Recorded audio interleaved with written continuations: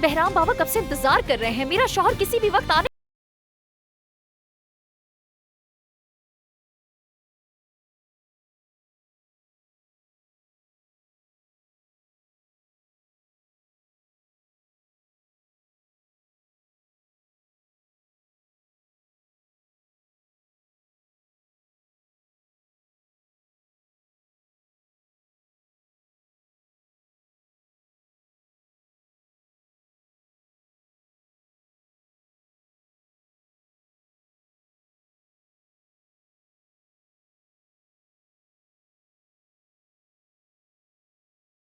मैं खुद इसे बताता हूँ कि मैं क्यों आया हूँ। ज़मरुद और उसके बाबा रुस्तम के फायदे के लिए मैं चुप रहने को तैयार हूँ। सुहा, मैं बाहर हूँ। चलो निकलो यहाँ से। सुहा जल्दी आओ, मैंने कहा छोड़ो मुझे।